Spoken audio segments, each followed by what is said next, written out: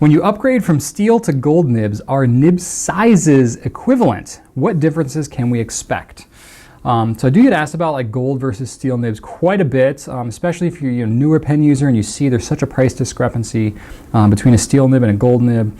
The thing that I can say with some of them is it's not always so easily to compare, because not all brands have literally like the same nib, just the only difference is that it's made out of gold instead of steel. I think there are some brands like that for sure, like Edison, for example, sells the number 6 size steel nib, and then you can get the exact same nib in gold. You can literally swap it out. Very simple to compare the two because really all else is the same.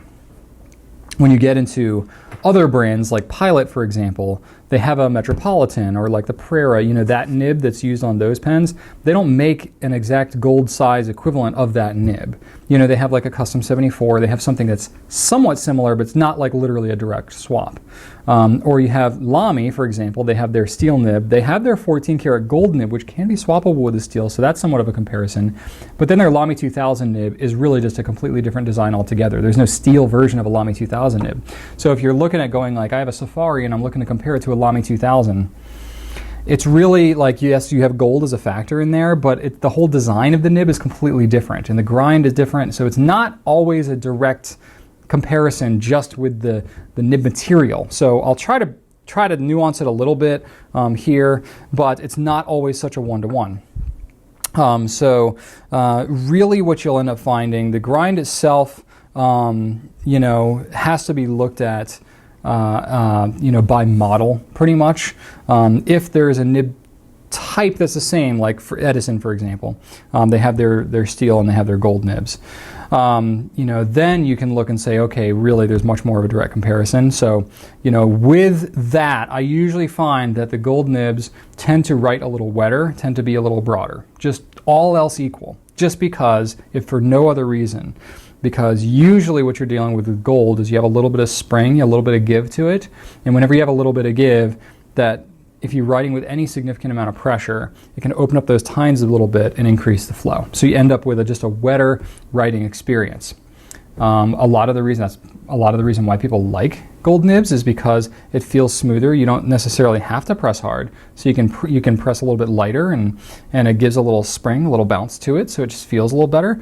But it also can give, if you're writing and varying your pressure, not a lot, not like trying to flex it out, but just a little bit, it can make it flow a little bit wetter, make it just kind of give it a different experience. It can make your ink look a little deeper, a little more saturated, and that kind of stuff. So it's really kind of a preference thing.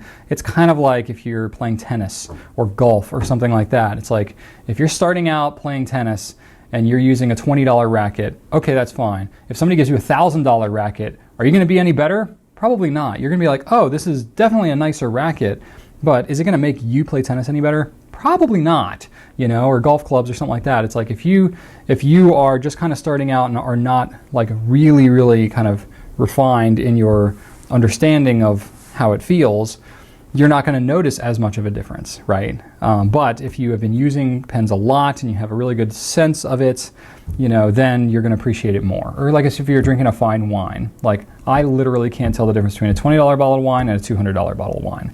Not that I've had a lot of $200 bottles of wine, but I really can't tell the difference. So I don't buy $200 bottles of wine because I can't tell the difference. So it's the same kind of thing with nibs. Like you just got to use what makes sense to you. If you end up being able to experience a nicer nib or a gold nib or something like that, and you like that, I would kind of look at it almost a little bit more in isolation than just, oh, if I buy a gold nib, it will be better for me. It'll be a better nib.